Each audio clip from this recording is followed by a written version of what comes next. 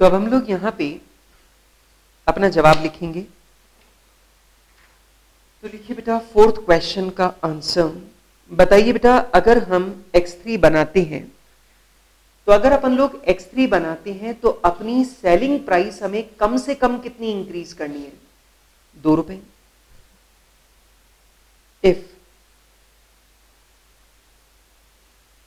if we want to reduce and sell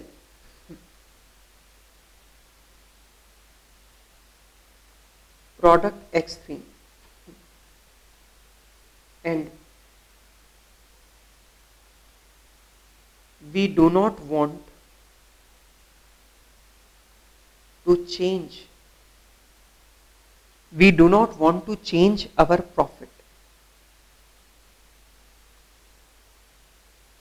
then we will increase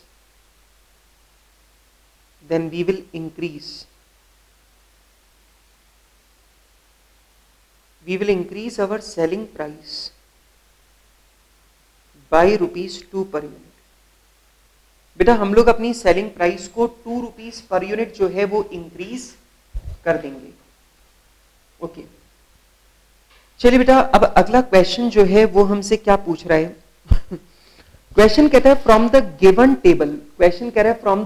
table derive any one original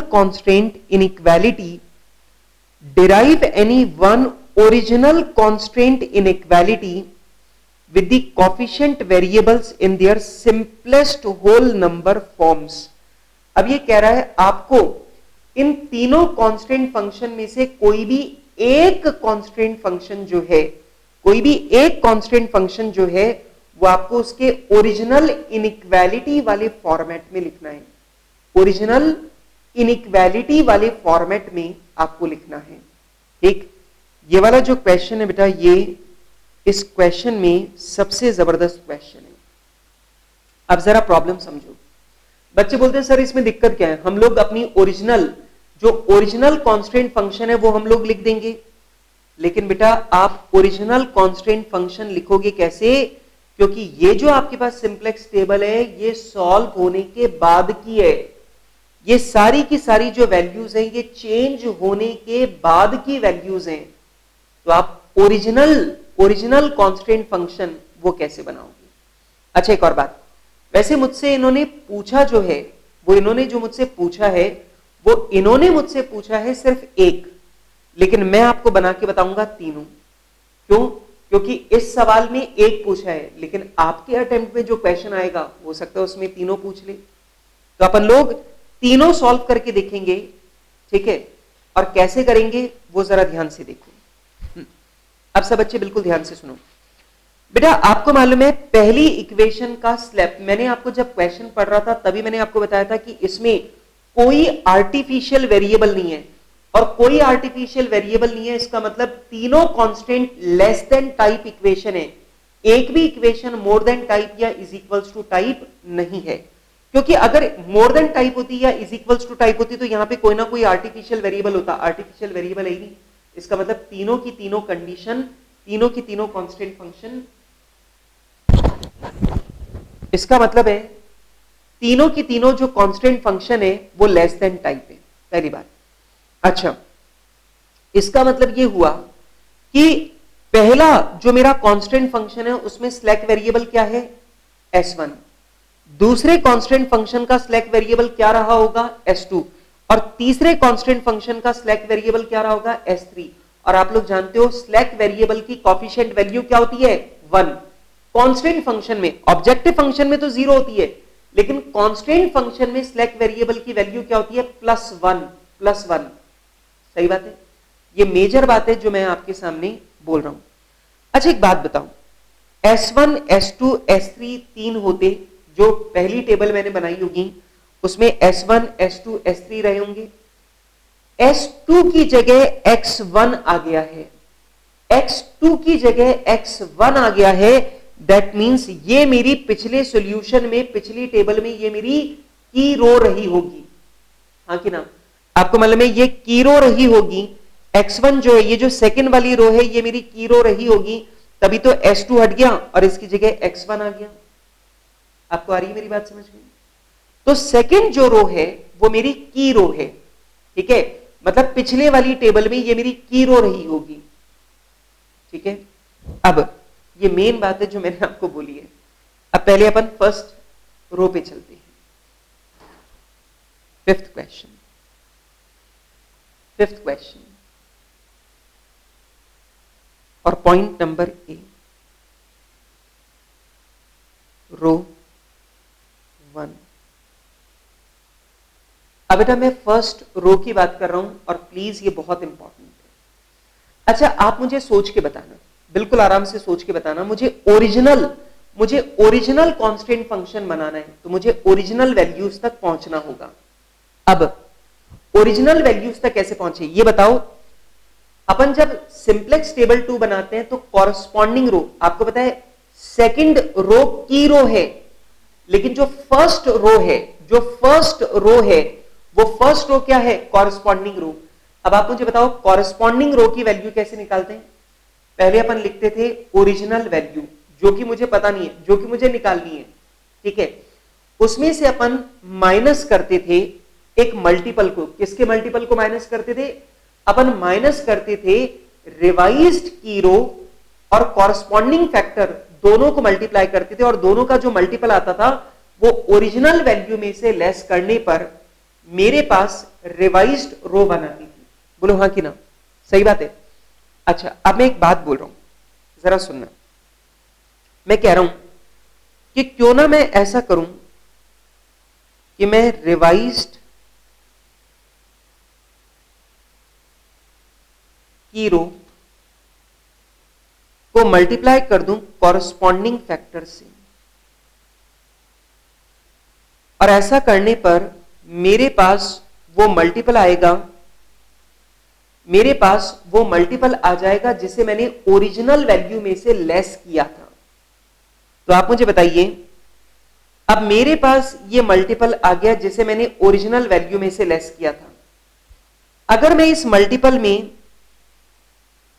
revised रो 1 की value को add कर दूं तो क्या मेरे पास ओरिजिनल वैल्यूज आ जाएंगी? आप मुझे जल्दी से बताओ। ओरिजिनल वैल्यू में से जब मैंने इस मल्टीपल को लेस किया था तो रिवाइज्ड वैल्यू आई थी, तो अगर मैं मल्टीपल को रिवाइज्ड वैल्यू में ऐड कर दूं तो क्या मेरे पास ओरिजिनल वैल्यू आ जाएगी? पक्की बात है। अच्छा अब मैं कॉलम्स बना रहा हूं, तो मैंने कॉलम्स बना दिए quantity x1 x2 x3 s1 s2 s3। अब मेरी बात पे विचार करना, गौर करना, क्योंकि मैं बहुत इंपॉर्टेंट बात बोल रहा हूं। बेटा मुझे ये पता है, बेटा प्लीज ध्यान से सुनना, मुझे ये पता है रो 1 का मतलब पहला कांस्टेंट, और पहले कांस्टेंट की जो भी ओरिजिनल वैल्यू रही होगी उसमें स्लैक वेरिएबल 1 s1 की वैल्यू क्या रही होगी? 1 s1, ठीक है। और पहले कांस्टेंट फंक्शन में s2 और s3 की जो वैल्यू रही होगी वो क्या रही होगी? 0। हाँ कि ना? बेटा आपको मालूम है पहले कांस्टेंट फंक्शन में सिर्फ एक स्लैक वेरिएबल है s1, और s1 स्लैक वेरिएबल की वैल्यू क्या रही होगी? ओरिजिनली 1। ऑब्वियस सी बात है, क्योंकि अपन ने कांस्टेंट फंक्शन में लिखा होगा प्लस s1, तो सिंप्लेक्स टेबल में वैल्यू क्या लिखी होगी? 1। ये मुझे पता है। ये वैल्यूज मुझे नहीं पता, पर ये 3 वैल्यूज तो मुझे पता है ओरिजिनल टेबल में क्या लिखी होगी। अच्छा रिवाइज्ड की रो जो है वो भी मेरे पास है, ये रही मेरे पास रिवाइज्ड की रो है 400 1 2/3 2 0 1/3 और 0 1/3 और 0। ये मेरी रिवाइज्ड की रो है, रिवाइज्ड की रो। अब कॉरस्पॉन्डिंग फैक्टर जिससे मैंने मल्टीप्लाई किया होगा वो मुझे नहीं पता।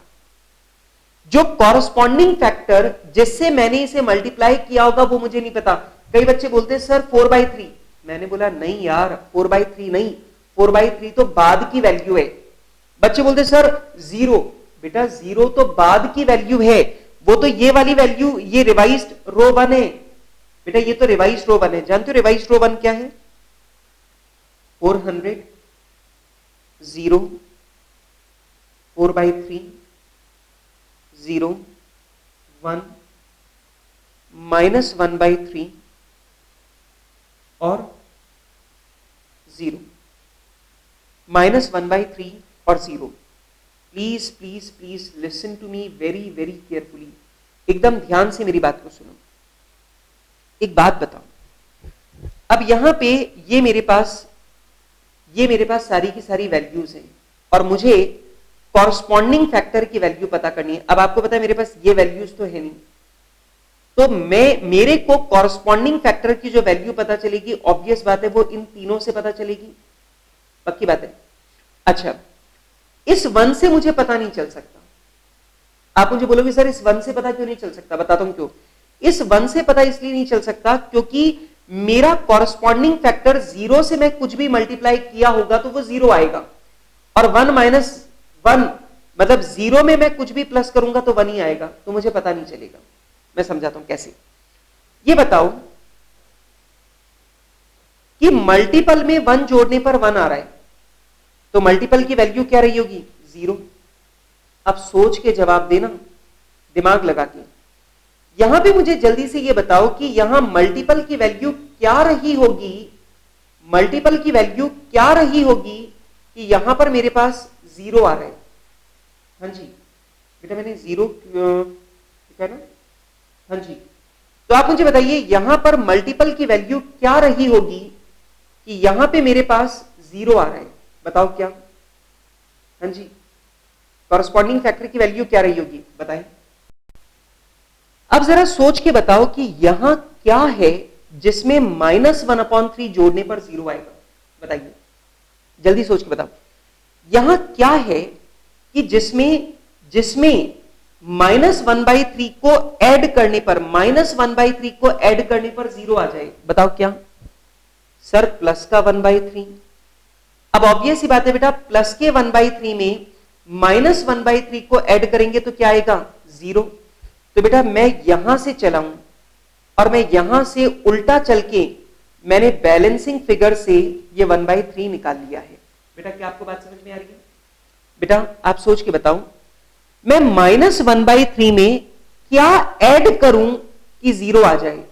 तो मुझे पता चल गया -1/3 में 1/3 प्लस का ऐड करेंगे तो 0 आएगा। तो मैंने यहां पे समझ गया कि ये 1/3 है।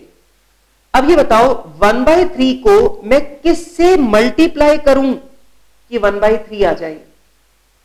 और वो है 1। मैं प्लस 1/3 को किससे मल्टीप्लाई करूं कि मेरे पास प्लस 1/3 आ जाए? और बेटा वो मैंने निकाल लिया है, वो क्या है? 1। तो लीजिए बेटा, मुझे पता चल गया कि मेरा कॉरस्पॉन्डिंग फैक्टर 1 है। और बेटा यदि मेरा कॉरस्पॉन्डिंग फैक्टर 1 है जो कि मैंने बैलेंसिंग फिगर से निकाला है, तो आपको पता है कॉरस्पॉन्डिंग फैक्टर तो सब में सेम ही मल्टीप्लाई होगा। 1 1 1 1 1 1। तो लीजिए बेटा, मैंने बैलेंसिंग फिगर से कॉरस्पॉन्डिंग फैक्टर निकाल लिया और कॉरस्पॉन्डिंग फैक्टर निकालकर अब मेरे पास मल्टीपल आ जाएगा 400, यह आ जाएगा 1, यह आ जाएगा 2/3 2 0 0 2 0 0। मेन था कॉरस्पॉन्डिंग फैक्टर निकालना, वो मैं निकाल चुका हूं। अब मेरे लिए कोई दिक्कत नहीं। अब मेरे पास मल्टीपल भी है और इस मल्टीपल को घटाने के बाद रिवाइज्ड रो भी है। तो अगर मल्टीपल में रिवाइज्ड रो को ऐड कर दूं तो ओरिजिनल वैल्यू आ जाएगी 800 1 2 2 800 1 2 2 1 0 0। ये आ गया। और आप ध्यान रखिएगा इस क्वेश्चन को मैंने सॉल्व कहां से किया है?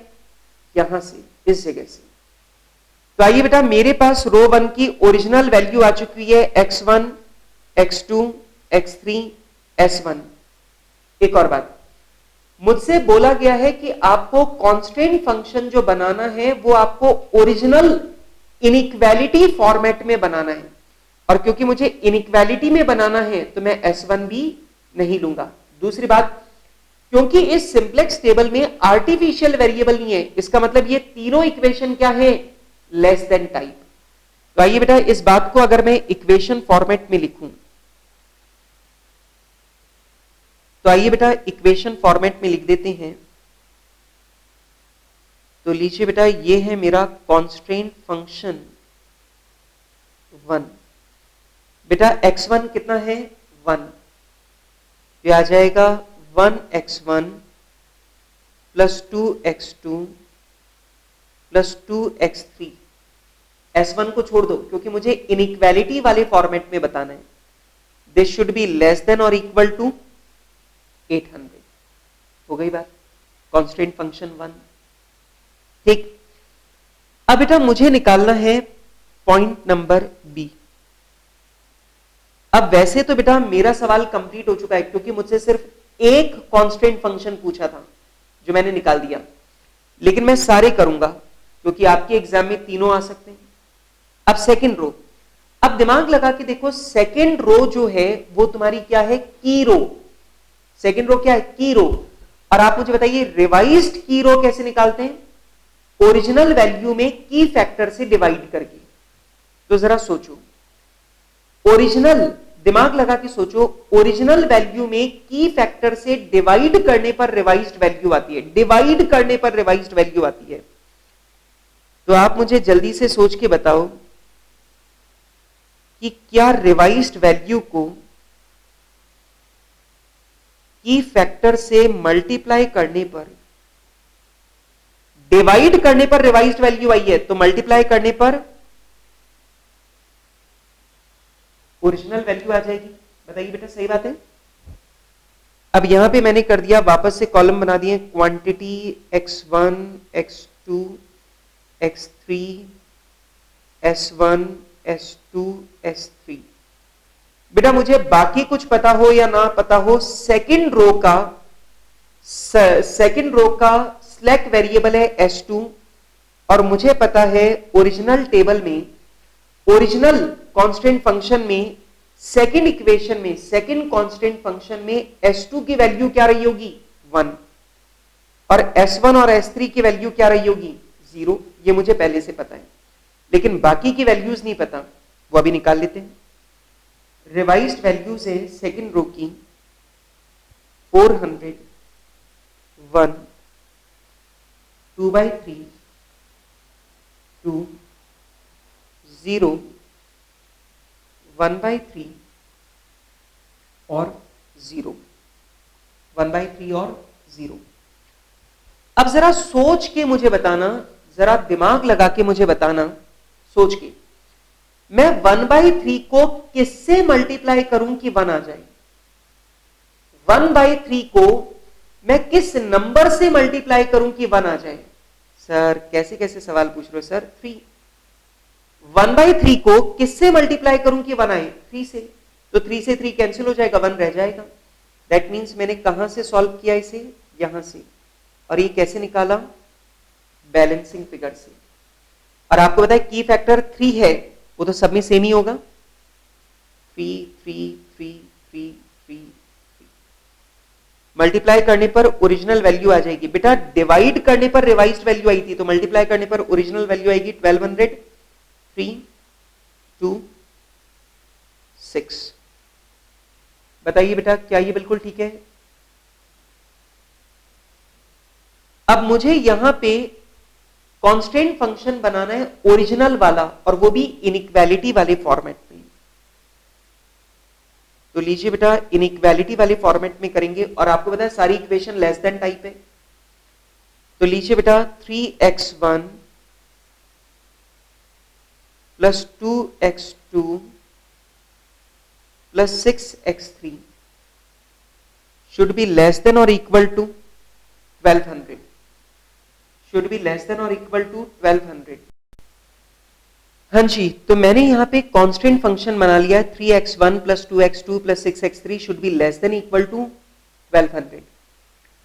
अब यहां पे ये तो की रो थी, अब रो नंबर 3 की बात करें। अब ध्यान रखना थर्ड रो कॉरस्पॉन्डिंग रो है, और थर्ड रो कॉरस्पॉन्डिंग रो है तो उसमें मुझे कौन सा तरीका लगाना पड़ेगा, कॉरस्पॉन्डिंग रो का रिवर्स, ये वाला तरीका। तो चलिए बेटा अब आ जाते हैं पॉइंट नंबर सी पर, रो 3, थर्ड रो। अब आप मुझे बताइए आपने रिवाइज्ड रो 3 कैसे निकाला था, ओरिजिनल वैल्यू में से मल्टीपल को लेस करके। तो मैं बोल रहा हूं रिवाइज्ड वैल्यू में अगर मल्टीपल को ऐड कर दे तो ओरिजिनल वैल्यू आ जाएगी। बेटा लेस करने पर रिवाइज्ड वैल्यू आई थी, तो ऐड करने पर ओरिजिनल वैल्यू आ जाएगी। तो लीजिए बेटा रो 3 में मैं जमा देता हूं quantity x1, x2, x3, s1, s2, s3।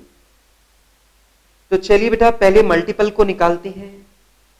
तो मल्टीपल निकाल लेते हैं। मल्टीपल कैसे निकालेंगे, रिवाइज्ड की रो। तो लीजिए बेटा रिवाइज्ड की रो तो हमें पता है, रिवाइज्ड की रो है हमारी 400, देन 1, 2/3, 2, 0, 1/3 एंड 0। बेटा रिवाइज्ड की रो को मैंने मल्टीप्लाई किया था कॉरस्पॉन्डिंग फैक्टर से, लेकिन प्रॉब्लम यह है मेरे पास थर्ड रो की ओरिजिनल वैल्यूज में कॉरस्पॉन्डिंग फैक्टर क्या था वो मुझे नहीं पता। तो बेटा ओरिजिनल वैल्यूज में कॉरस्पॉन्डिंग फैक्टर क्या था मुझे नहीं पता, लेकिन मैं जानता हूं इस मल्टीपल को मैंने ओरिजिनल वैल्यू में से लेस किया तो मेरे पास रिवाइज्ड वैल्यू आई। लेकिन अगर मैं इस मल्टीपल को रिवाइज्ड वैल्यूज में अगर मैं ऐड कर दूं तो मेरे पास ओरिजिनल वैल्यूज आ जाएंगी। अब बेटा मुझे ये नहीं पता ओरिजिनल वैल्यू क्या है, लेकिन मुझे पता है थर्ड कांस्टेंट में S1 नहीं था, S2 नहीं था, लेकिन S3 कितना था, 1। ठीक, ये मुझे पता है। अब रिवाइज्ड वैल्यूज भी मुझे पता है। बेटा हमारी थर्ड रो की जो रिवाइज्ड वैल्यूज हैं वो हैं 400, 0, 5/3, 0, 0, -2/3 और 1, -2/3 और 1। अब जल्दी से सोच के मुझे बताओ, इधर से चलते हैं। मैंने 1 में क्या जोड़ा होगा कि 1 आया, 0। मैंने -2/3 में क्या जोड़ा होगा कि 0 आया, +2/3। बेटा आ रहा है समझ में? और बताइए मैंने 0 में क्या जोड़ा होगा कि 0 आया, 0। अब सोच के बताओ। अब इधर से आ जाओ, इस जगह से, यहां से, this is the important one. मैंने 1/3 को किस अमाउंट से मल्टीप्लाई किया होगा कि 2/3 आया? मैंने 1/3 को किस अमाउंट से मल्टीप्लाई किया कि 2/3 आया? सर 2 से। बेटा 1/3 को किस नंबर से मल्टीप्लाई करूं कि 2/3 आ जाए? 2 से। तो लीजिए बेटा यहां से मुझे ये बैलेंसिंग फिगर से मुझे पता चल गया कि मेरा जो कॉरस्पॉन्डिंग फैक्टर है वो 2 है। और आप तो जानते हो कॉरस्पॉन्डिंग फैक्टर सब में 2 ही होगा। तो इसका मतलब मेरा मल्टीपल रहा होगा 802, 4/3, 4। हाँ जी बेटा ये ठीक है। और बेटा इसे ऐड कर दो तो ओरिजिनल वैल्यू आ जाएगी 1200, 2, 3, 4। बेटा ये 4 + 5 हो जाएगा 9, 9/3, 3।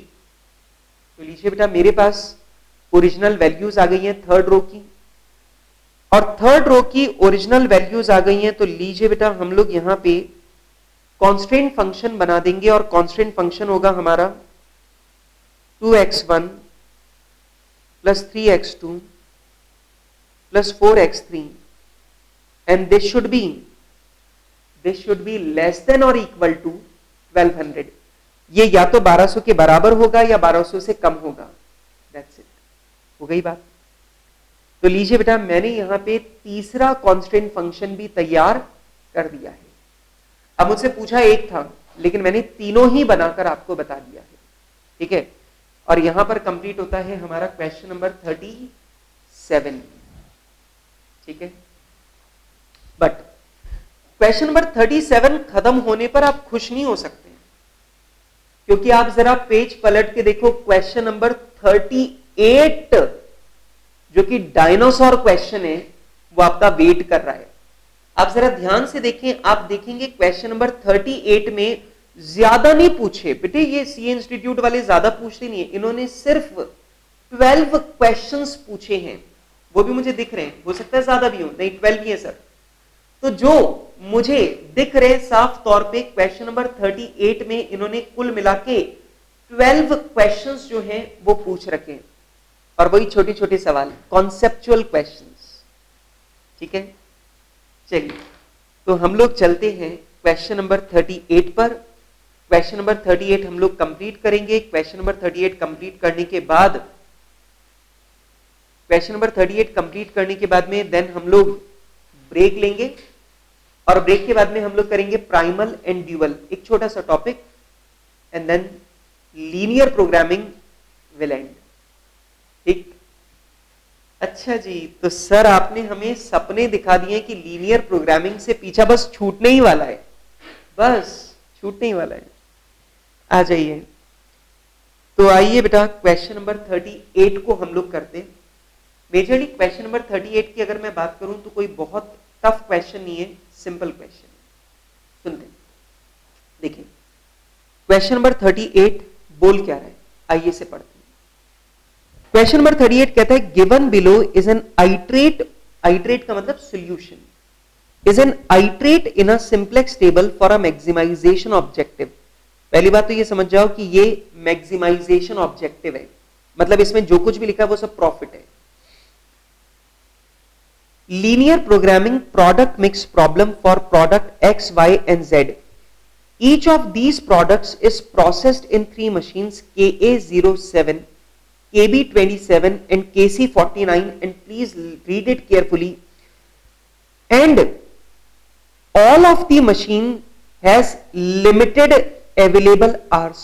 और बेटा आपको ये बता रहा है कि हर एक मशीन के जो अवेलेबल आवर्स हैं वो बिल्कुल लिमिटेड है। इसका मतलब ये हुआ कि यहां पर मेरे पास 3 मशीनें हैं, KA07, KB27, KC49, और इन तीनों की जो अवेलेबल कैपेसिटी है वो लिमिटेड है।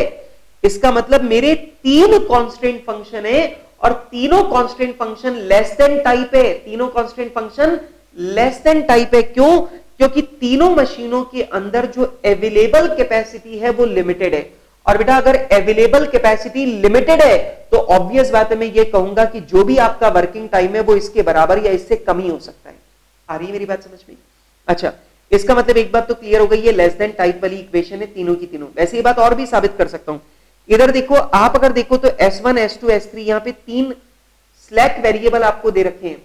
यहां पर कोई आर्टिफिशियल वेरिएबल नहीं है, और आर्टिफिशियल वेरिएबल नहीं है, दैट मींस इस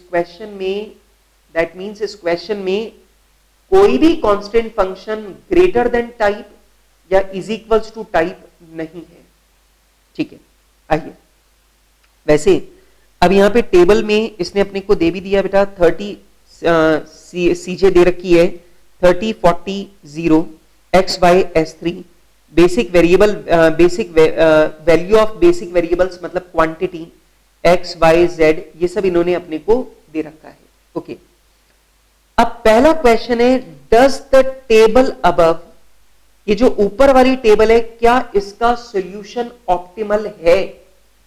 बेटा इसका सॉल्यूशन ऑप्टिमल है या नहीं है, ये तो सीजे माइनस जेडजे निकालने के बाद ही बताएंगे। अगर सीजे माइनस जेडजे में सारी वैल्यू 0 या नेगेटिव आ गई तो मैं बोलूंगा हाँ ये सॉल्यूशन ऑप्टिमल है, क्योंकि प्रॉफिट और बढ़ नहीं सकता है, ठीक है। तो क्या हम लोग शुरू करें यहां से? आइए, पहला क्वेश्चन, पहले क्वेश्चन में यहां पे मैंने बना दिया है सीजे,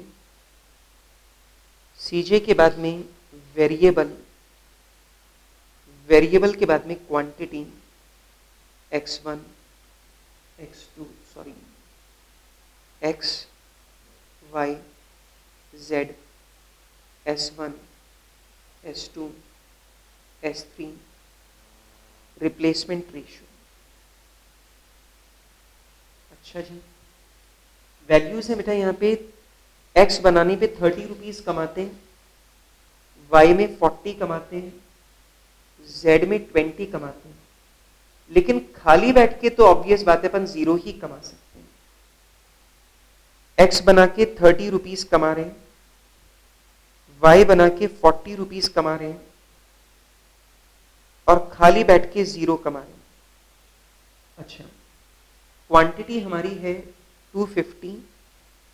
बेटा इसका मतलब क्या हुआ कि हम अभी x की 250 यूनिट बना रहे हैं, y की 625 यूनिट बना रहे हैं और थर्ड डिपार्टमेंट में अभी हमारे पास 125 आवर्स की कैपेसिटी स्पेयर पड़ी है।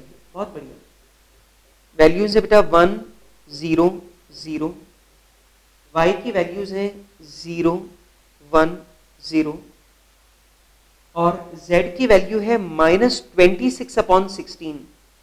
तो बेटा आप मुझे बताइए, मैं 26/16 को नॉर्मल फिगर्स में लिख लेता हूं क्योंकि अदरवाइज आप लोग जानते हैं सॉल्व करने में दिक्कत आती है।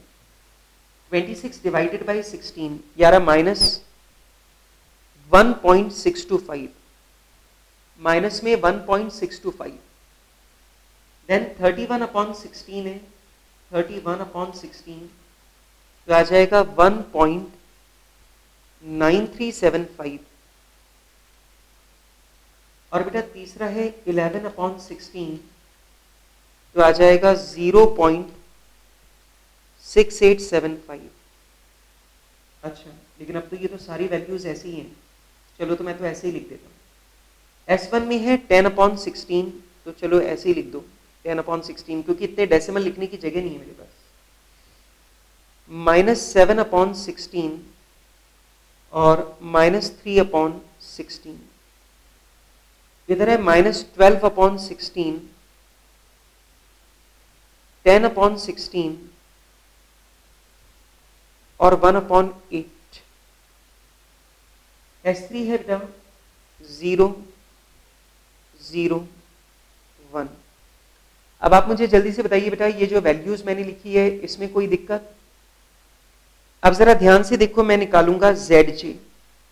ZJ का मतलब होता है हम अभी क्या कमा रहे हैं। बेटा 250 यूनिट आप x की बना रहे हो, 30 रुपीज कमा रहे हो, 30 इंटू 250 7500। y की आप 625 यूनिट बना रहे हो, 40 रुपीज कमा रहे हो, दैट मीन्स आप कमा रहे हो 25,000 और यहां पे आप 0 कमा रहे हो। तो कुल मिला के बेटा अभी आप कमा कितना रहे हो? 32,500। ये तो टोटल अमाउंट आ गया। अच्छा, अब x बना के आप क्या कमा सकते हो? 30 0 0 30, 0 40 0 40।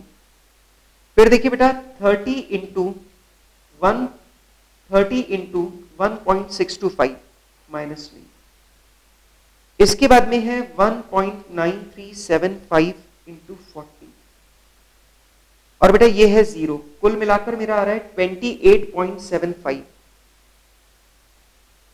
28.75। देन ये हो जाएगा 30 इंटू 10/16, ठीक है। फिर आ जाएगा 40 इंटू 7/16 और 0 का 0 है, तो आ जाएगा बेटा प्लस में आ रहा है 1.25। ये कितना आ रहा है? हाँ जी, 30 into 12/16, okay.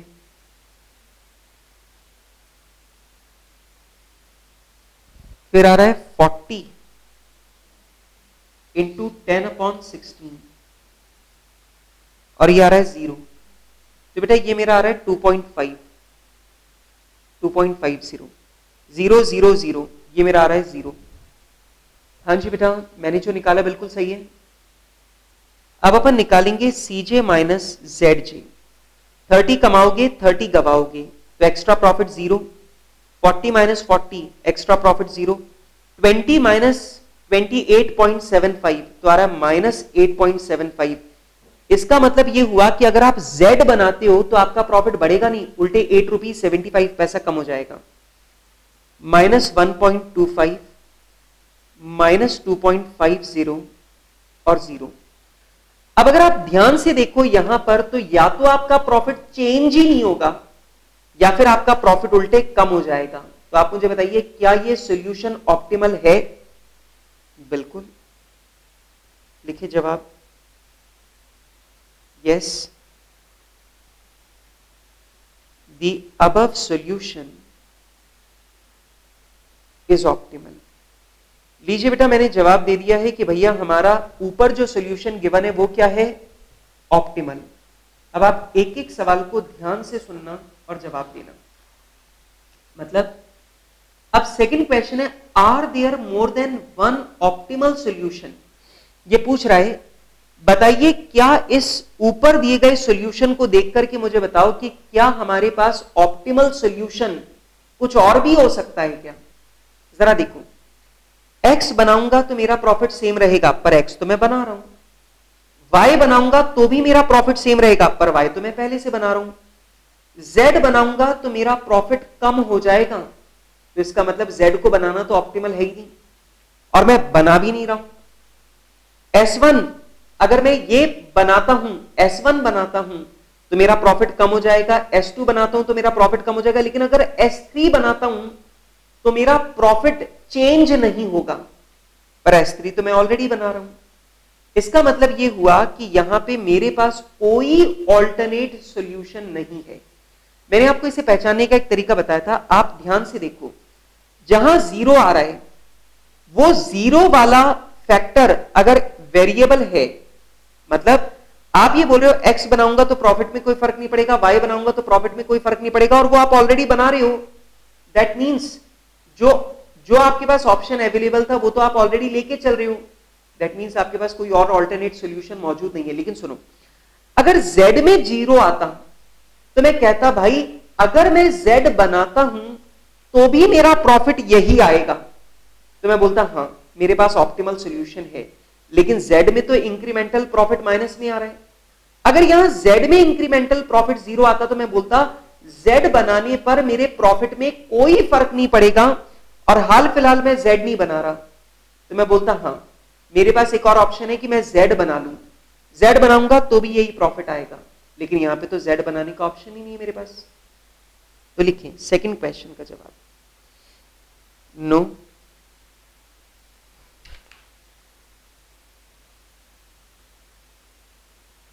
No, none of the non basic variable. बेटा नॉन बेसिक वेरिएबल जानते हो, जो बेसिक वेरिएबल नहीं है। अब आपको मालूम है x बेसिक वेरिएबल है, y बेसिक वेरिएबल है, ठीक है, z बेसिक वेरिएबल नहीं है, तो z को बोलेंगे non basic variable. None of the non basic variable, none of the non-basic variable has zero value of Cj minus Zj। बेटा जो काम हम नहीं कर रहे, नॉन बेसिक वेरिएबल मतलब जो काम हम नहीं कर रहे, उसमें से किसी भी ऑप्शन की वैल्यू जीरो नहीं है। इसका मतलब कोई और ऑप्शन लेने का, कोई और प्रोडक्ट बनाने का मेरे पास ऑप्शन ही नहीं है। It means that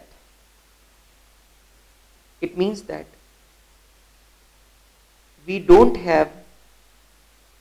don't have any alternate solution। हमारे पास कोई alternate solution नहीं है, हमारा कोई भी दूसरा solution alternate हमारे पास नहीं है। बात खत्म। अब तीसरा क्वेश्चन देखिए,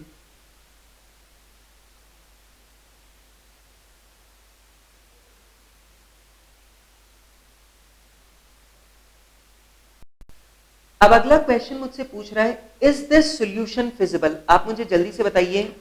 मैंने अभी आपको पिछले क्वेश्चन में बताया था बेटा फिजिबल का मतलब क्या होता है? पॉसिबल। अच्छा आपको पता है सारे सॉल्यूशन पॉसिबल हैं। इम्पॉसिबल सिर्फ तभी होता है जब हमारे ऑप्टिमल टेबल में कोई आर्टिफिशियल वेरिएबल रह जाए, लेकिन बेटा मेरी इस टेबल में अगर आप ध्यान से देखिए तो इस टेबल में कोई आर्टिफिशियल वेरिएबल नहीं है, तो मेरा कोई भी बेसिक वेरिएबल आर्टिफिशियल वेरिएबल नहीं है। दैट मीन्स ये सॉल्यूशन बिल्कुल पॉसिबल है। तो लिखिए थर्ड क्वेश्चन। अच्छा, आप मेरा आंसर लिखने का तरीका देख रहे हैं, मैं विद रीजन लिख रहा हूं, मैं सीधे जवाब नहीं लिख रहा। जैसे मुझसे पूछा फिजिबल है तो मैं बोल दूं यस दिस इज फिजिबल, नहीं, मैं पूरा रीजन लिख रहा हूं कि ये फिजिबल क्यों है। Yes the above solution is feasible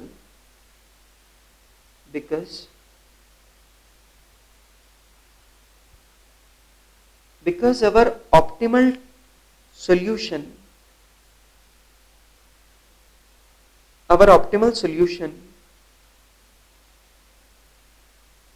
doesn't have any artificial variable.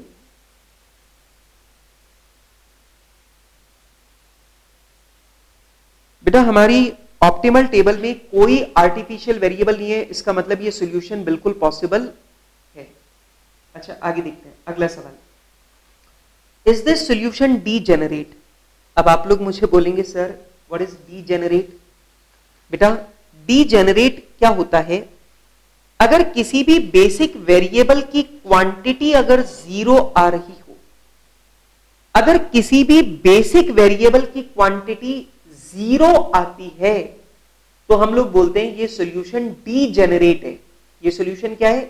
Degenerate, मतलब इसने किसी एक वेरिएबल को पूरी तरह खत्म कर दिया है, हटाया नहीं है, खत्म कर दिया है, तो बेटा इसे हम लोग बोलते हैं degenerate.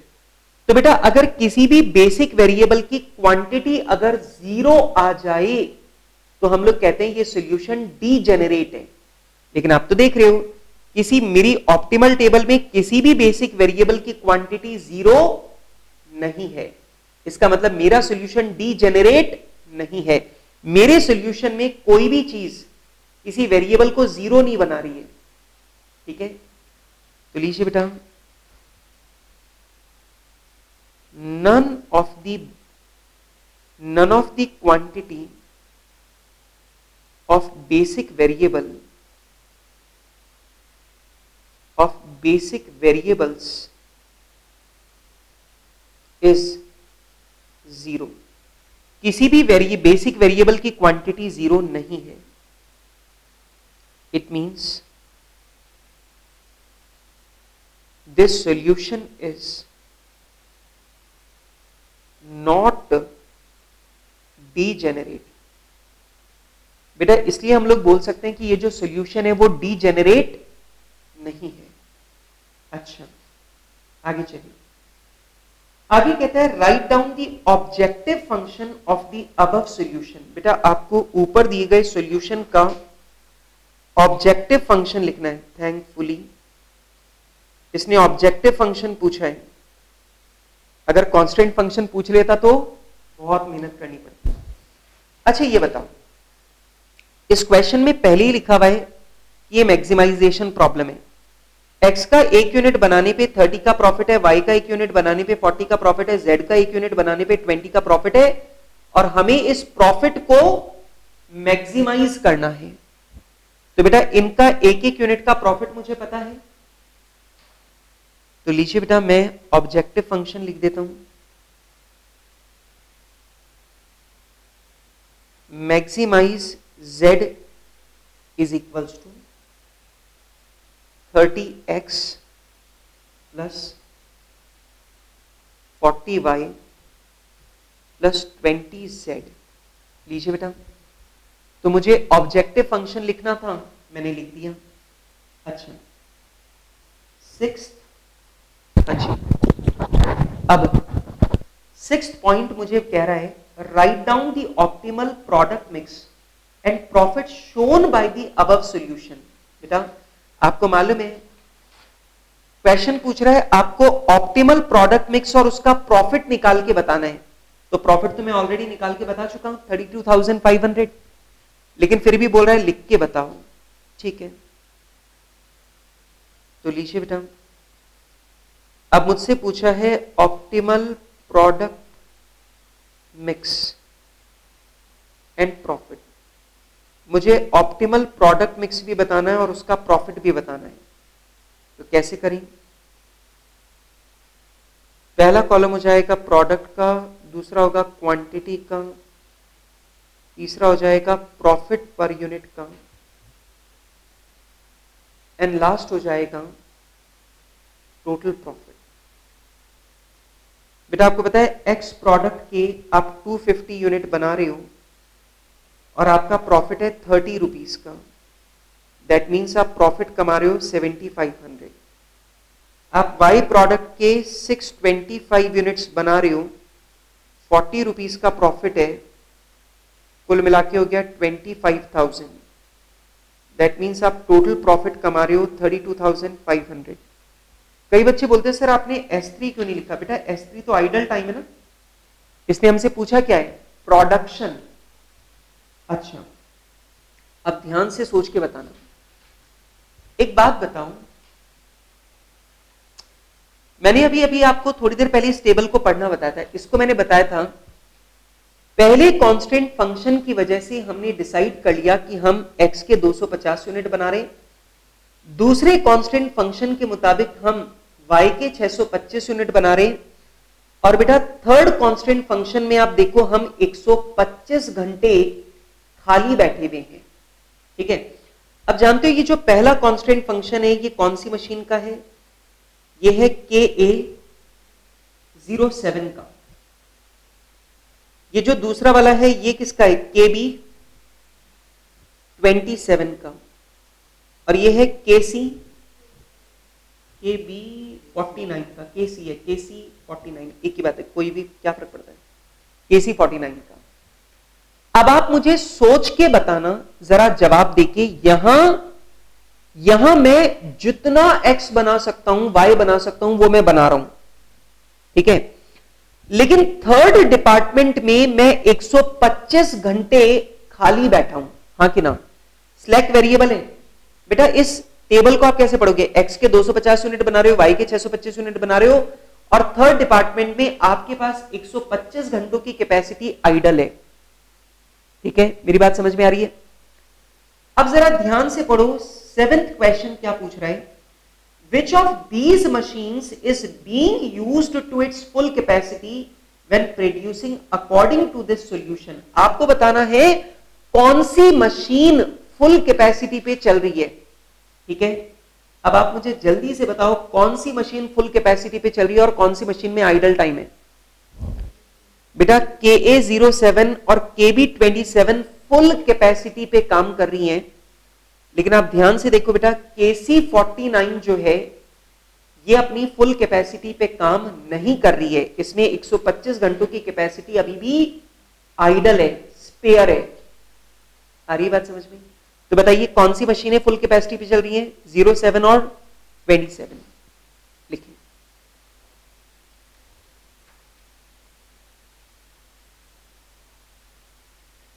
Seventh question, machines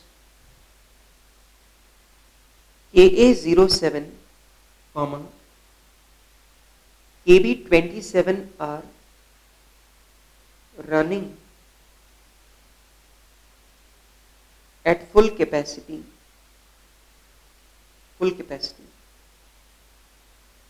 but KC49 is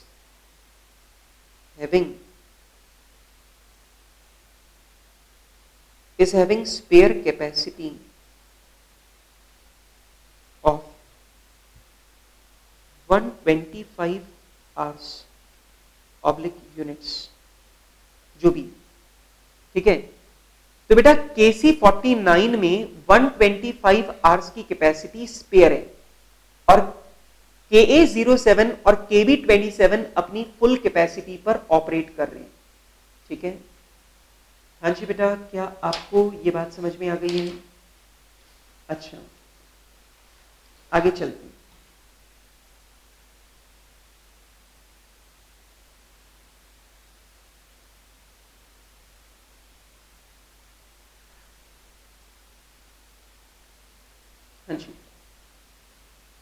आगे देखिए बेटा, क्वेश्चन नंबर 8 को अब अपन लोग देखते हैं, जरा ध्यान से सुनना। और वैसे मैं तुमसे अगर पूछूं एक बार, वैसे मुझे बताना शेडो प्राइस, इस क्वेश्चन को देख के मुझे बताओ कि शेडो प्राइस क्या है। पहले डिपार्टमेंट की शेडो प्राइस क्या है बेटा? ऑब्वियस बात है, जो आप कमा रहे हो क्या वही आपकी अपॉर्चुनिटी कॉस्ट है? यहां आप कमा रहे हो 1.25, यहां 2.5 और यहां 0, तो आपकी अपॉर्चुनिटी कॉस्ट क्या है? 1.25, 2.5 और 0। सर इसकी 0 क्या है, क्यों है? दिख रहा है ना बेटा, यहां पे तो आइडल टाइम है, तो आइडल टाइम है तो इसकी अपॉर्चुनिटी कॉस्ट क्या होगी? 0। अब जरा क्वेश्चन को ध्यान से पढ़ो। क्वेश्चन कहता है how much would you be ready to pay for another hour of capacity on each machine KA07, KB27 and KC49। Question कह रहा है अगर आपके पास कोई आदमी आकर के कहता है भाई साहब, कोई आदमी आकर के कहता है भाई साहब मैं आपको पहली जो मशीन है KA07, आपको इसका 1 घंटे का टाइम और दिलवा देता हूं, मैं आपको KB27 का 1 घंटे का टाइम और दिलवा देता हूं, मैं आपको KC49 का 1 घंटे का टाइम और दिलवा देता हूं, तो आप मुझे बताइए इस 1 घंटे के टाइम के लिए आप और कितने पैसे देने को तैयार हो? तो जरा सुनो, आप 1 घंटे में ₹1.25 कमा सकते हो, तो आप मुझे बताओ पहली मशीन के लिए 1 घंटे के आप ₹1.25 से ज्यादा तो नहीं दोगे।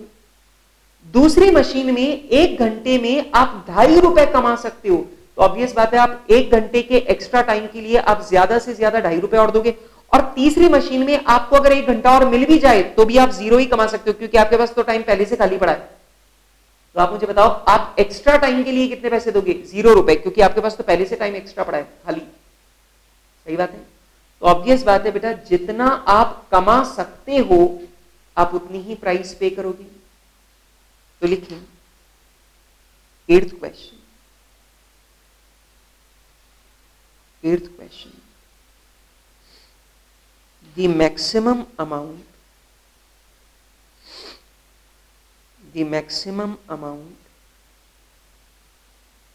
which we can pay for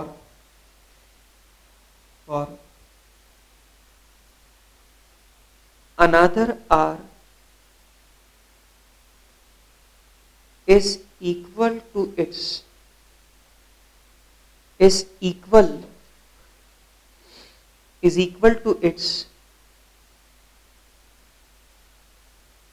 shadow price,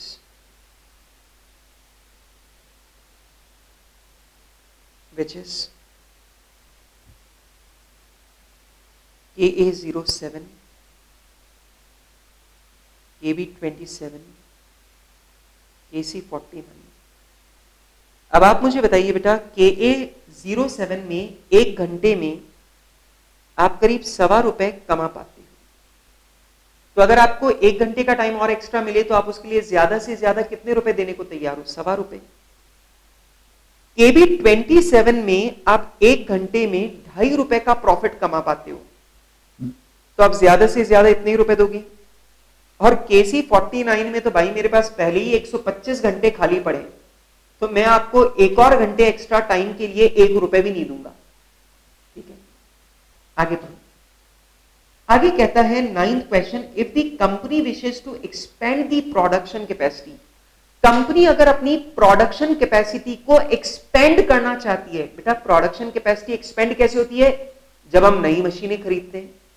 तो अगर कंपनी अपनी प्रोडक्शन कैपेसिटी को एक्सपेंड करना चाहती है, मतलब कंपनी नई मशीनें खरीदना चाहती है, which of the 3 resources should be given priority, तो आपको यह बताना है कि तीनों में से कौन सी मशीन खरीदी जाए, तीनों में से कौन सी मशीन को प्रायोरिटी मिलनी चाहिए।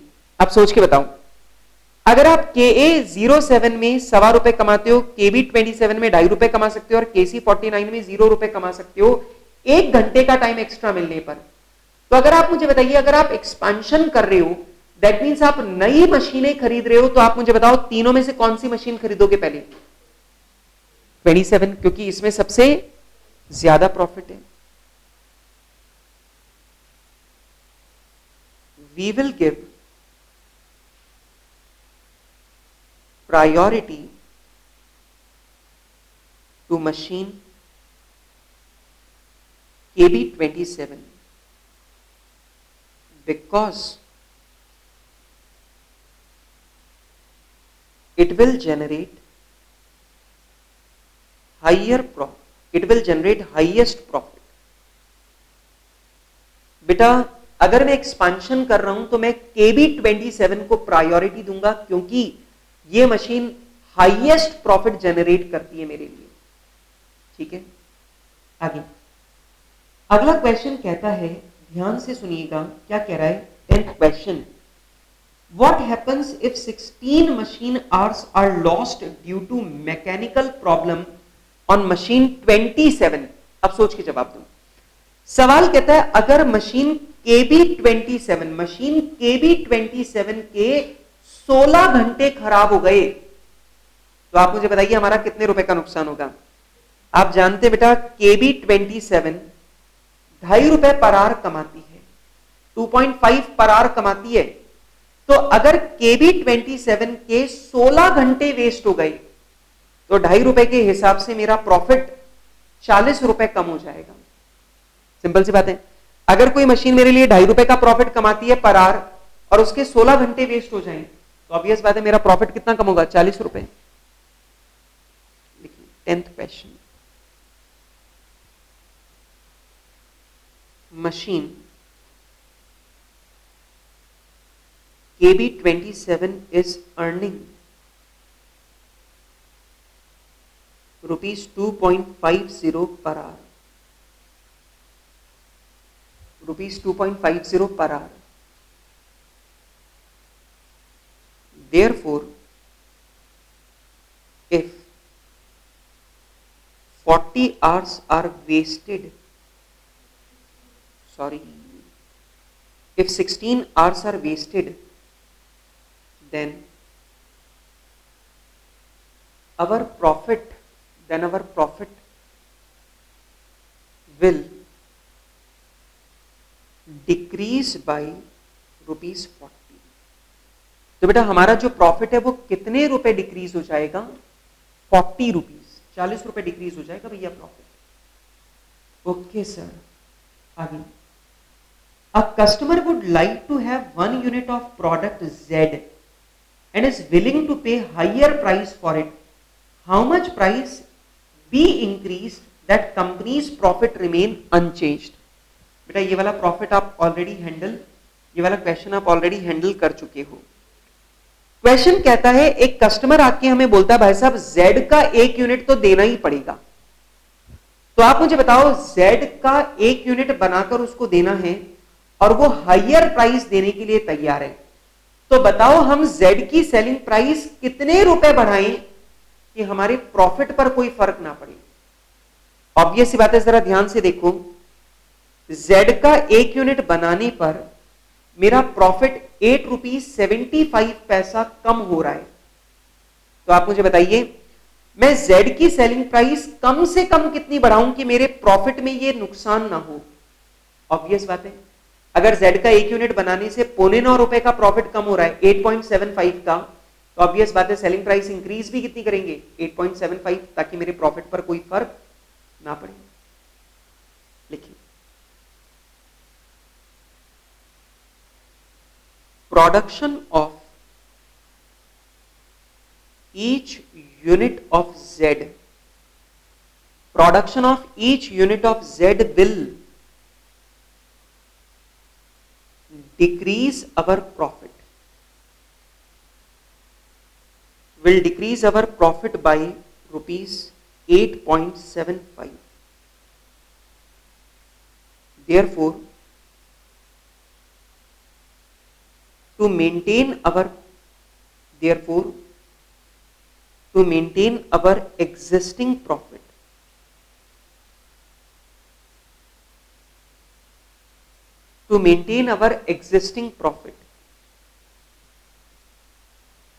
we must increase the selling price. by ₹8.75 per unit.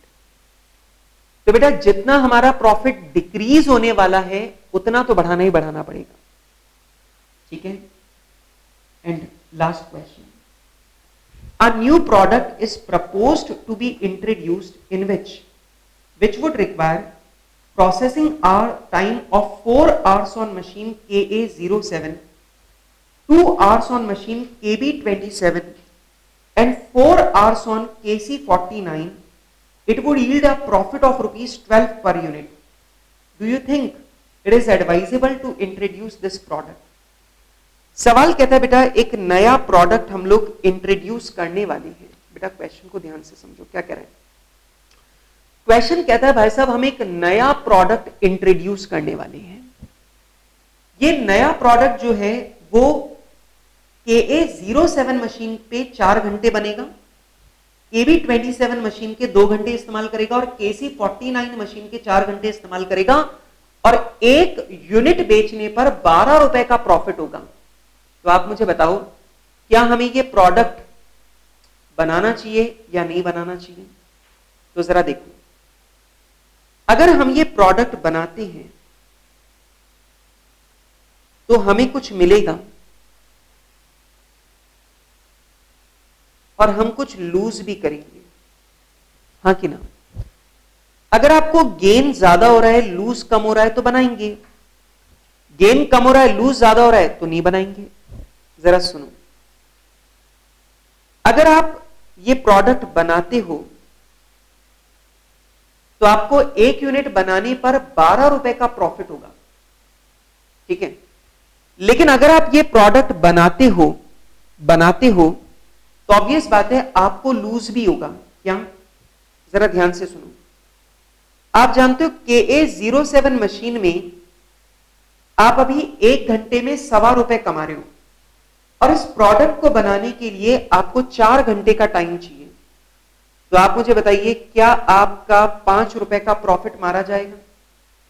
बेटा KA07 मशीन पे अभी आप 1.25 रुपए घंटे कमा रहे हो, 4 घंटे इस्तेमाल कर लोगे तो 5 रुपए का प्रॉफिट मारा गया। बेटा KB27 मशीन पे 2 घंटे का टाइम लगेगा, तो इस प्रोडक्ट को बनाने के लिए KB27 मशीन पे 2 घंटे चाहिए। बेटा आप 1 घंटे में 2.5 रुपए कमा रहे हो तो 2 घंटे में आपका 5 रुपए का प्रॉफिट मारा जाएगा।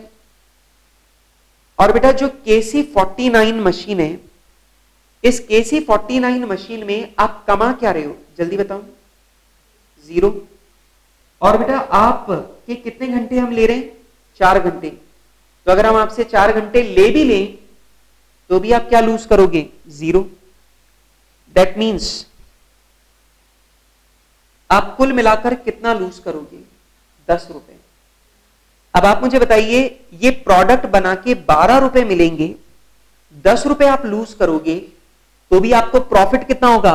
2 का। तो आप मुझे बताइए क्या आपका प्रॉफिट 2 रुपए इंक्रीज हो रहा है? तो आप मुझे बताइए बेटा क्या हमें ये प्रोडक्ट बनाना चाहिए? हाँ जी बेटा, आ रहा है समझ में? देखो, yes we will produce this new product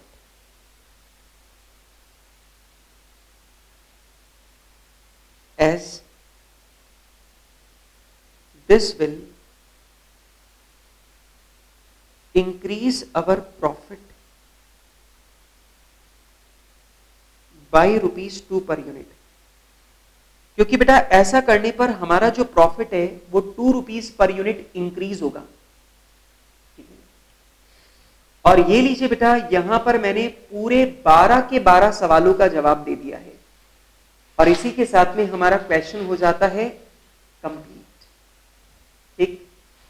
और बेटे यहां आपका पीछा छूटता है सिंप्लेक्स से, एलपी से नहीं छूटा है, सिंप्लेक्स से छूटा है पीछा। और एलपी में अभी एक छोटा सा टॉपिक बाकी है, प्राइमल एंड ड्यूअल, वो अभी हम लोग करेंगे ब्रेक लेने के बाद। तो चलिए बेटा, आज आप लोगों ने एलपी के बहुत बहुत बड़े बड़े क्वेश्चंस हैंडल किए हैं, काफी नई बातें आपने सीखी हैं। तो आप लोग ब्रेक लीजिए 10 मिनट का, और 10 मिनट के ब्रेक के बाद में फिर हम लोग करेंगे प्राइमल एंड ड्यूअल का टॉपिक और हमारा लीनियर प्रोग्रामिंग हो जाएगा कंप्लीट, ठीक है। चलिए आप लोग ब्रेक लीजिए हम लोग ब्रेक के बाद कंटिन्यू करते हैं।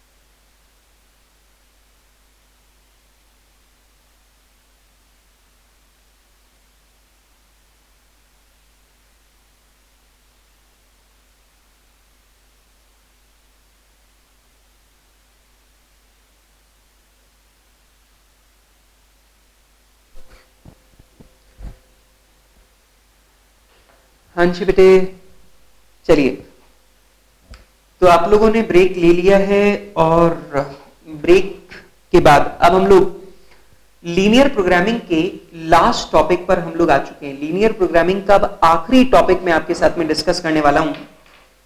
और बेटा ये जो टॉपिक है, इस टॉपिक का नाम है conversion of primal to dual. अब आप मुझे बोलेंगे sir primal to dual conversion का मतलब क्या है?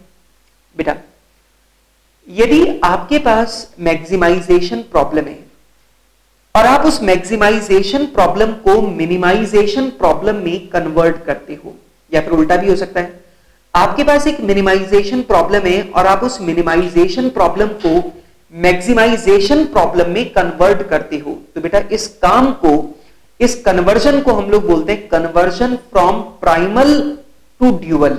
तो हम लोग इसे बोलते हैं प्राइमल से ड्यूअल में कन्वर्ट करना। ठीक है, तो मैक्सिमाइजेशन को मिनिमाइजेशन में कन्वर्ट करें या मिनिमाइजेशन को मैक्सिमाइजेशन में कन्वर्ट करें, इसी को बोलते हैं conversion from primal to dual.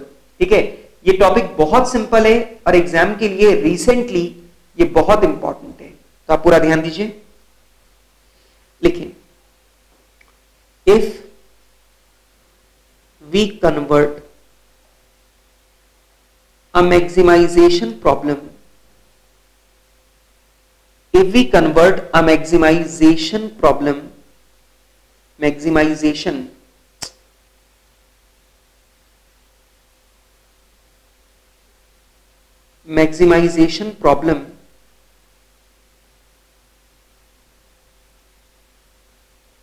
into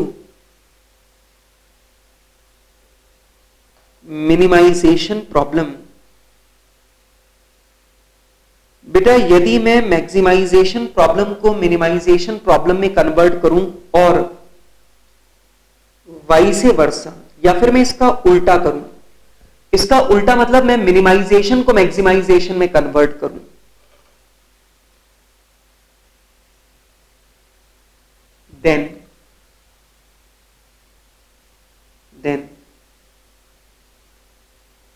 then it will be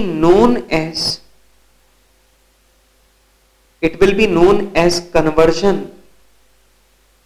from primal to dual। तो बेटा इसे हम लोग बोलेंगे प्राइमल से ड्यूअल में कन्वर्जन। ठीक है, लेकिन बेटा ध्यान से समझना, इसकी कुछ ट्रिक्स हैं। ठीक है, और बिल्कुल इन ट्रिक्स को पूरे ध्यान से सुनना, और ये ट्रिक कैसे लगानी है वो मैं आपको सिखाऊंगा एग्जाम्पल के साथ। तो आप सब लोग मेरे साथ में निकाल लीजिए क्वेश्चन नंबर 39। और बेटा ये प्राइमल से ड्यूअल में कन्वर्ट कैसे करते हैं ये बिल्कुल ध्यान से सुनिएगा, पूरा कॉन्सेंट्रेट करके। अब सुनिए,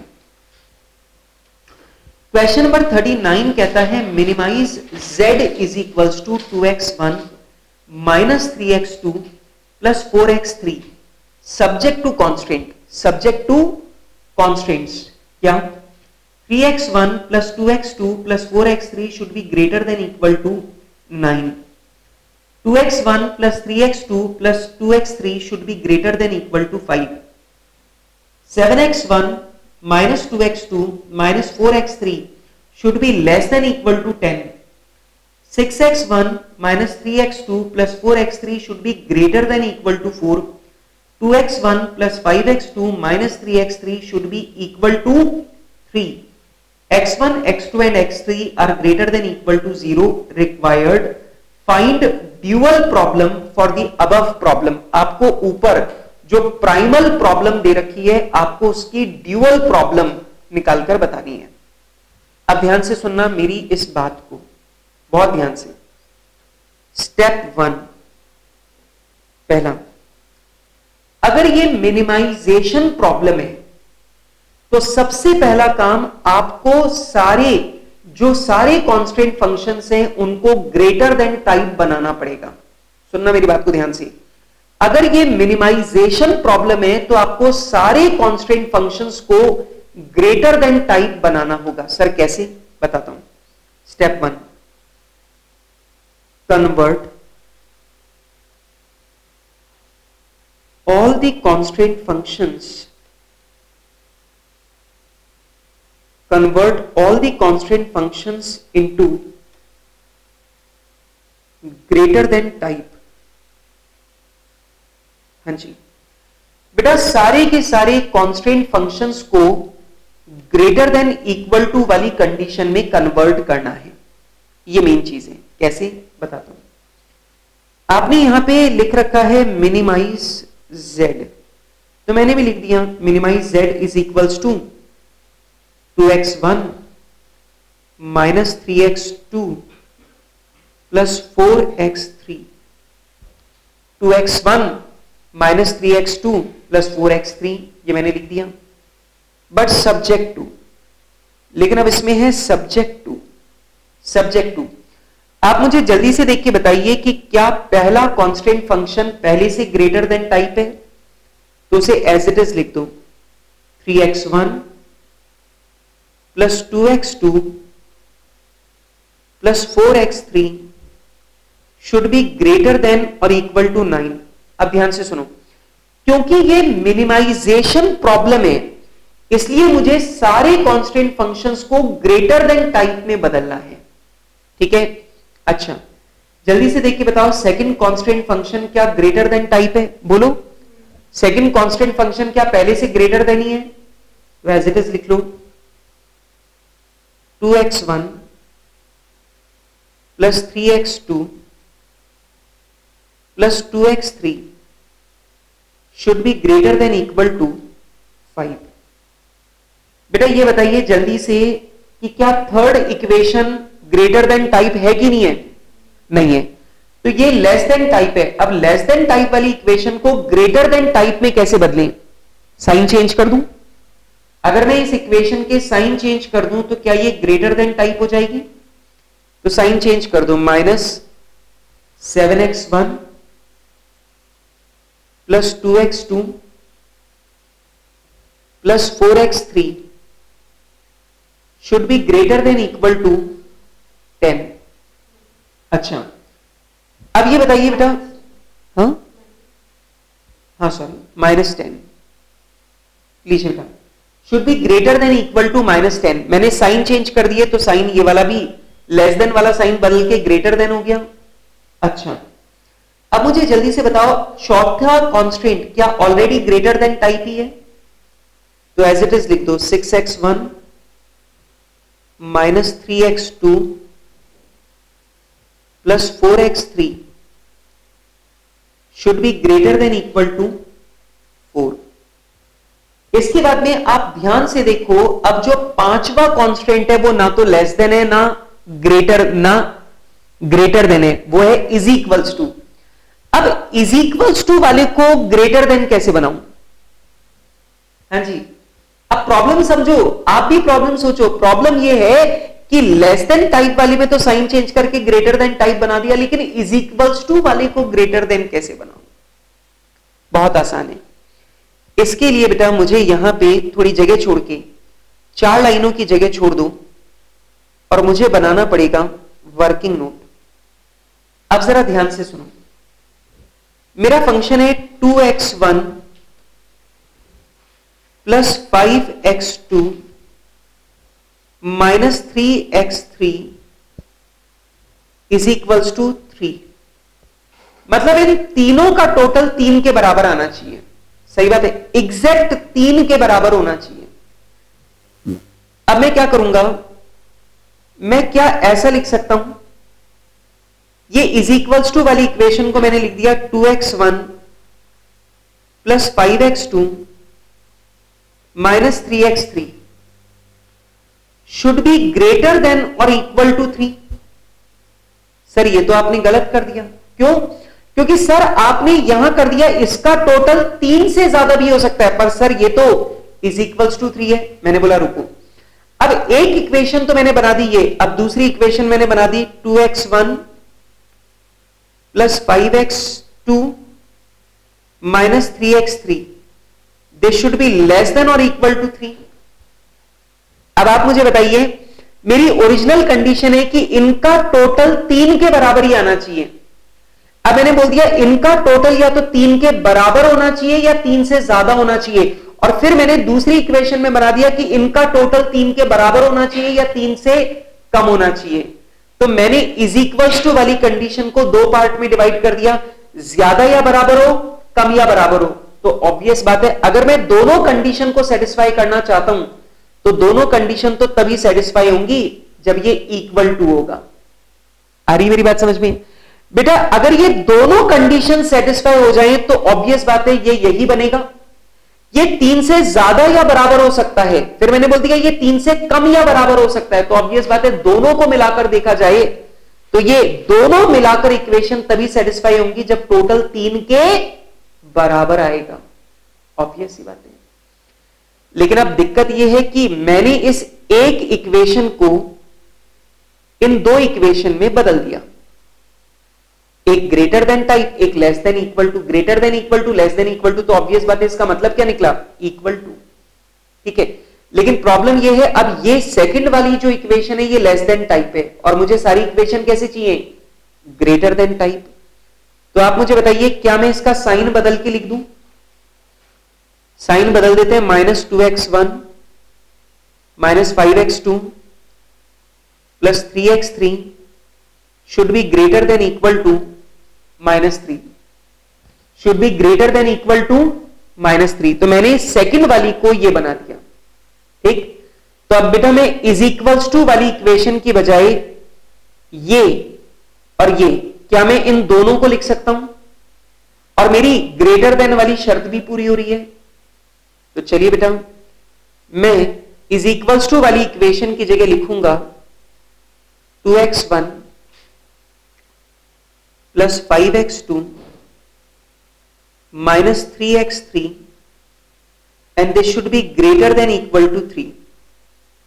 फिर मैं लिखूंगा -2x1 minus 5x2 plus 3x3 should be greater than और इक्वल टू -3।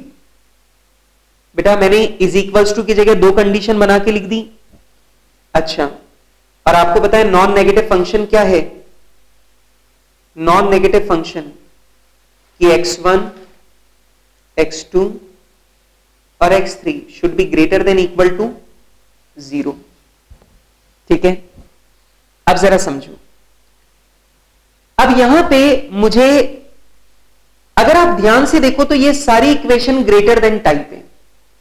इसका मतलब मैं चाहता हूं इसका टोटल 9 से ज्यादा हो, इसका टोटल 5 से ज्यादा हो, इसका टोटल 10 से ज्यादा हो, इसका टोटल 4 से ज्यादा हो, इसका टोटल 3 से ज्यादा हो, इसका टोटल -3 से ज्यादा हो। तो मैं चाहता हूं ये इनसे ज्यादा हो, पर मैं at the same time z को क्या करना चाहता हूं? मिनिमाइज। मैं z को क्या करना चाहता हूं? मिनिमाइज। मैं इन्हें करना चाहता हूं मैक्सिमाइज। मैं चाहता हूं इससे ज्यादा, इससे ज्यादा, इससे ज्यादा, इससे ज्यादा, इससे ज्यादा। तो मैं इन्हें करना चाहता हूं मैक्सिमाइज और इन्हें करना चाहता हूं मिनिमाइज। अब मुझे मिनिमाइज वाले ऑब्जेक्टिव को मैक्सिमाइज में कन्वर्ट करना है। तो आप मुझे बताइए मैं सिंपली क्या करूं कि जो मेरा कांस्टेंट फंक्शन है जिसे मुझे मैक्सिमाइज करना है, अगर मैं इसे ऑब्जेक्टिव फंक्शन बना दूं, तो अगर मैं इसे ऑब्जेक्टिव फंक्शन बना दूं तो ये ऑटोमेटिकली कौन सी प्रॉब्लम बन जाएगी? मैक्सिमाइजेशन। बेटा जरा मतलब समझो, इसका टोटल 9 से ज्यादा, इसका टोटल 5 से ज्यादा, इसका टोटल 10 से ज्यादा, इसका 4 से, इसका 3 से, इसका 3 से, इसका मतलब मैं चाहता हूं इनका टोटल इनसे ज्यादा आए। तो इसका मतलब मैं कांस्टेंट फंक्शन को मैक्सिमाइज करना चाहता हूं और ऑब्जेक्टिव फंक्शन को मिनिमाइज करना चाहता हूं। अगर मुझे मिनिमाइज वाले को मैक्सिमाइज में बदलना है तो क्या करूं? जो मेरा कांस्टेंट फंक्शन है वो तो बन जाएगा ऑब्जेक्टिव फंक्शन, और जो मेरा ऑब्जेक्टिव फंक्शन है वो बन जाएगा मेरा कांस्टेंट फंक्शन। लेकिन ये काम कैसे होगा? जरा मेरी बात को ध्यान से सुनना बेटा, प्लीज मेरी बात को ध्यान से सुनना। ये प्रॉब्लम अगर ऐसे दिख रही है तो ये क्या है? प्राइमल। ये क्या है? मिनिमाइजेशन। और अगर मैं इसे साइड चेंज कर दूं और इसे मैं इस तरीके से कर दूं, then this will become minimization problem. जरा ध्यान से समझो, अगर मैं इसे इस तरीके से देखता हूं, इस तरीके से, तो ये क्या है? Maximization problem. लेकिन अगर मैं इसे पलटकर ऐसा कर दूं तो ये बन जाएगी मिनिमाइजेशन प्रॉब्लम। अब यहां पे ये जो है ये हो जाएगा मेरा ऑब्जेक्टिव फंक्शन। ये क्या बन जाएगा मेरा ऑब्जेक्टिव फंक्शन। और बेटा ये जो है ये बन जाएंगे मेरे 3 कांस्टेंट फंक्शन और ये बन जाएंगे मेरे 3 कांस्टेंट फंक्शन। तो बेटा सिंपल सी बात है, ऐसे देखो तो मिनिमाइज है और अगर आप इसे ऐसे देखो तो ये क्या हो जाएगा मैक्सिमाइज। आ रही है बात समझ में?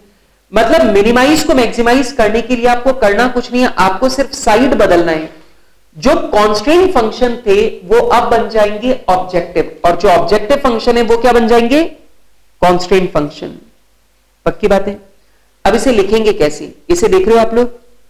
अब मैं इसे कैसे लिखूंगा 9y1, मैं इसे लिखूंगा 9y1 प्लस 5y2 प्लस वो minus 10y3 plus 4y4 plus 3y5 minus 3y6। ये हो गया मेरा मैक्सिमाइजेशन फंक्शन, ऑब्जेक्टिव फंक्शन। और ये जो है ये मेरे क्या हो गए कांस्टेंट फंक्शन। अब लिखूंगा कैसे जरा देखो। अब मैं इसे लिखूंगा स्टेप 2। अब दूसरा कदम सिंपल काम, मैं लिखूंगा maximize z is equals to, अब बेटा बोलते जाओ 9। अब आप x की जगह क्या इस्तेमाल करोगे y, तभी तो चेंज होगा। 9y1 plus 5y2 minus 10y3 plus 4y4 plus 5y3 sorry plus 3y5 minus 3y6। तो लीजिए बेटा यहां पर ये मेरा बन गया ऑब्जेक्टिव फंक्शन। देख लो बेटा जो पहले कांस्टेंट फंक्शन था जिसे हमें मैक्सिमाइज करना था वो अब हमारा ऑब्जेक्टिव फंक्शन बन गया। आ रही बात समझ में? सब्जेक्ट टू और बेटा जो ऑब्जेक्टिव फंक्शन हमें मिनिमाइज करना था वो अब हमारे क्या बन गए कांस्टेंट फंक्शन। तो आप कैसे लिखेंगे 3y1 plus 2y2 minus 7y3 plus 6y4 plus 2y5 minus 2y6। बेटा आपको इसे क्या करना है minimize. This should be less than equal to 2। अब बच्चे बोलते सर 2 कहां से आया? बेटा ये 2 यहां से आया, ये ऑब्जेक्टिव फंक्शन से आया 2। तो अब मैंने कर दिया this should be less than और equal to 2। This should be less than equal to 2। अब आप मुझे बताइए मैं इसमें क्या बोलूंगा this should be less than और equal to -3। This should be less than और इक्वल टू 4। तो लो बेटा लिख दीजिए 2y1 plus 3y2 plus 2y3 minus 3y4 plus 5y5 minus 5y6 and this should be less than or equal to -3. This should be less than or equal to -3. अब देख लो जो objective function था वो कांस्टेंट फंक्शन बन गया। And third 4y1 plus 2y2 plus 4y3 plus 4y4 minus 3y5 plus 3y6 and this should be less than or equal to 4. अब आप ध्यान से देख लो बेटा, जो ऑब्जेक्टिव फंक्शन था वो कांस्टेंट फंक्शन बन गया और जो कांस्टेंट फंक्शन था वो ऑब्जेक्टिव फंक्शन बन गया. नॉन नेगेटिव भी तो लिखना पड़ेगा.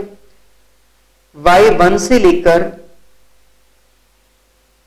y6 तक this should be greater than equal to 0.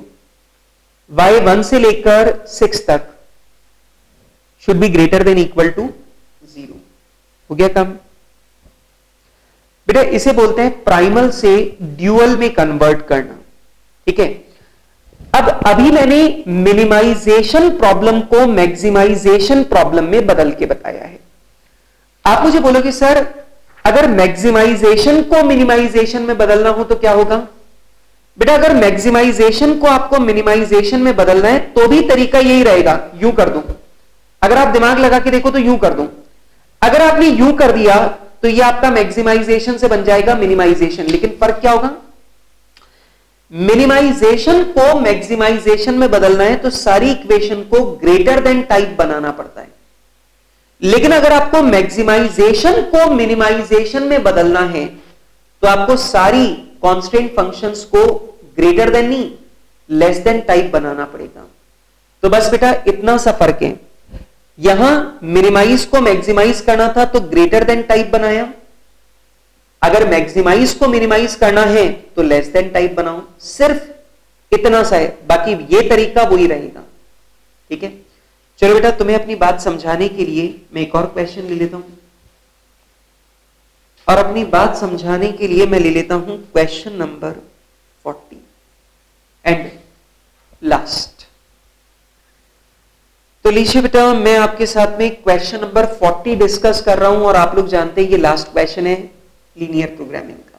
देखिए अब प्रॉब्लम है maximize z is equals to 2x1 minus 3x2 plus 4x3 subject to constraint 3x1 greater than less than greater than is equals to.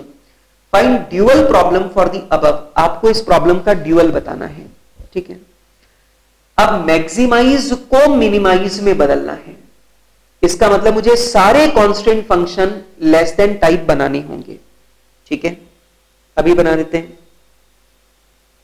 A point convert all constraint functions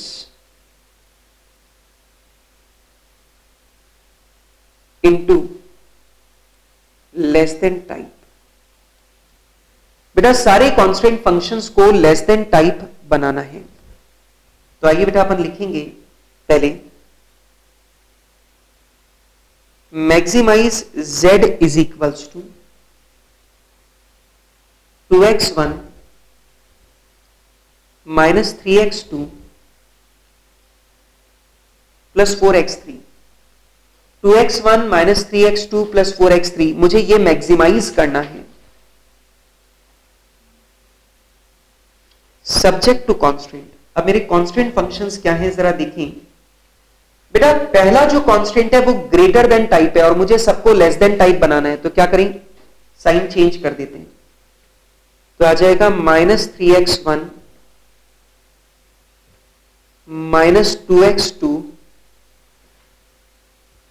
-4x3 should be less than और equal to -9. बेटा ये भी greater than type है, इसी भी बदल देता हूं. -2x1 -3x2 -2x3 should be less than or equal to -5. बेटा थर्ड कांस्टेंट फंक्शन तो पहले ही लेस देन टाइप है तो एज इट इज ले लो. 7x1 -2x2 -4x3 this should be less than or equal to 10.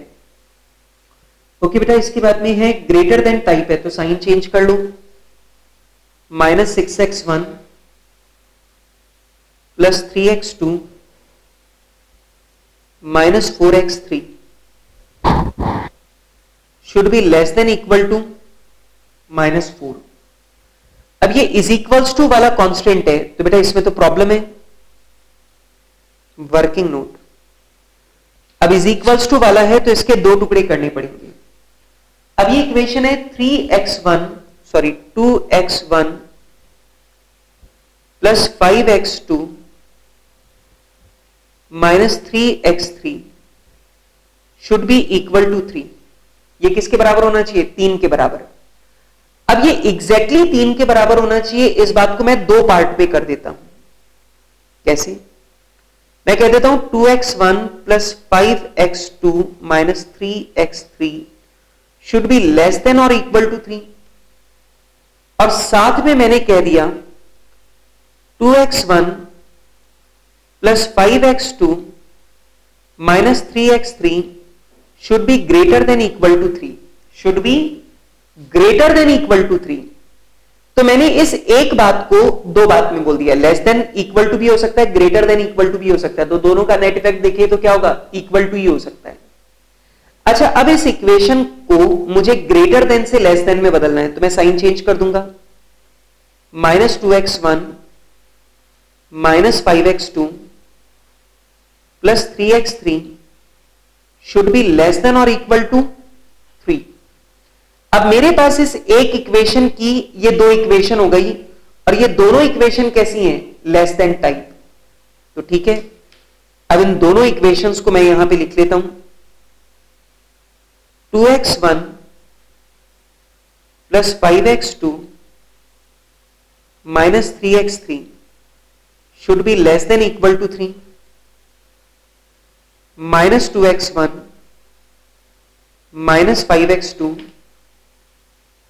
Plus 3x3 should be less than equal to 3। Non negative function आप लोग अपने आप लिख लो, ठीक है? नॉन नेगेटिव फंक्शन आप लोग अपने आप लिख लो। अब जो मैंने पहले किया था मुझे वही काम करना है, लेकिन फर्क सिर्फ इतना सा हो गया कि पहले मैंने सबको ग्रेटर देन टाइप में बदला था, अब की बार मैंने सबको लेस देन टाइप में बदल दिया है। ठीक है, सबको लेस देन टाइप में बदल दिया। बेटा मैंने यहां पे ठीक लिखा है क्या? मैंने यहां पे ठीक नहीं लिखा है, मैंने तो दोनों जगह गलती कर दी। मैंने यहां पे भी नहीं लिखा -3 और यहां पे भी नहीं लिखा -3। अब ठीक है, तो मैंने यहां पे भी मुझे -3 लिखना चाहिए था, साइन चेंज किया ना, तो ये भी तो -3 हो जाएगा। तो यहां पे भी ठीक कर लिया, यहां पे भी ठीक कर लिया। अच्छा, अब आपको मैंने बताया था कि करना कुछ नहीं है, मुझे इसे मैक्सिमाइज करना है, लेकिन इन सब को मिनिमाइज करना है ना? Less than type, less than equal to, कम होना चाहिए, कम होना चाहिए, कम होना चाहिए, कम होना चाहिए, कम होना चाहिए, कम होना चाहिए। इसका मतलब ये मैक्सिमम होना चाहिए लेकिन ये मिनिमम होना चाहिए। तो मुझे इसे मैक्सिमाइज करना है और इसे मिनिमाइज करना है। तो आप मुझे बताइए, अगर मुझे मैक्सिमाइजेशन प्रॉब्लम को मिनिमाइजेशन प्रॉब्लम में बदलना है तो क्या करूं? जिसे मिनिमाइज करना है उसे ऑब्जेक्टिव फंक्शन बना दूं, और जिसे मैक्सिमाइज करना है उसे कांस्टेंट फंक्शन बना दूं। तो आप मुझे बताइए, क्या मैक्सिमाइजेशन प्रॉब्लम मिनिमाइजेशन प्रॉब्लम में कन्वर्ट हो जाएगी? हाँ, और यही तो मुझे करना है। तो करना क्या है, अब मुझे इस प्रॉब्लम को सिर्फ साइड चेंज करना है। ये हो गया ऑब्जेक्टिव फंक्शन जिसे मुझे मिनिमाइज करना है, और ये हो गए तीनों मेरे कांस्टेंट फंक्शन। तो चलिए बेटा, साइड पलटने की देरी है तो अभी कर देते हैं। लीजिए बेटा, पॉइंट नंबर बी। अब बेटा जहां हमारा ऑब्जेक्टिव मैक्सिमाइजेशन था, अब हम लिखेंगे minimize z is equals to. लीजिए बेटा, कांस्टेंट फंक्शंस को देखिए, -9y1 -5y2 plus 10y3 -4y4 plus 3y5 -3y6। बेटा मुझे इसे मिनिमाइज करना है, बट सब्जेक्ट टू, अब मेरा पहला कांस्टेंट है -3y1 -2y2 plus 7y3 -6y4 plus 2y5 minus 2y6 and this should be greater than or equal to 2। बेटा 2 कहां से आया? ऑब्जेक्टिव फंक्शन से। अच्छा, दूसरा हो जाएगा बेटा -2y1 -3y2 -2y3 plus 3y4 plus 5y5 minus 5y6 and this should be greater than equal to -3। this should be greater than equal to -3। -3 कहां से आया? ऑब्जेक्टिव फंक्शन से।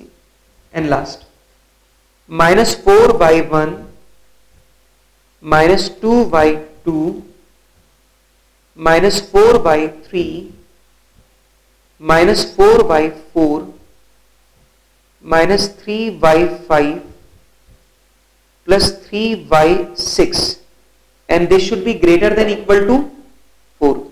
बेटा मुझे इसे मिनिमाइज करना है और इसे मैक्सिमाइज करना है और नॉन नेगेटिव फंक्शन हो जाएगा y1 से लेकर 6 तक ग्रेटर देन इक्वल टू 0 है। हो गई बात खत्म। तो ये लीजिए बेटा, अब की बार मैंने मैक्सिमाइज को मिनिमाइज में बदल दिया। तो मैक्सिमाइज को मिनिमाइज में और मिनिमाइज को मैक्सिमाइज में बदलना सेम ही काम है, बस फर्क क्या है? अगर आपको मिनिमाइज को मैक्सिमाइज में बदलना है तो पहले सारे कांस्टेंट फंक्शंस को ग्रेटर देन टाइप बनाओ, तभी तो मैक्सिमाइज करोगी। और अगर आपको मैक्सिमाइज को मिनिमाइज बनाना है तो सारे कांस्टेंट फंक्शन को लेस देन टाइप बनाओ, फिर चेंज कर दो साइड। जो कांस्टेंट फंक्शन है वो ऑब्जेक्टिव फंक्शन बन जाएंगे और जो ऑब्जेक्टिव फंक्शन है वो कांस्टेंट फंक्शन बन जाएंगे। दैट्स इट, काम खत्म। ठीक।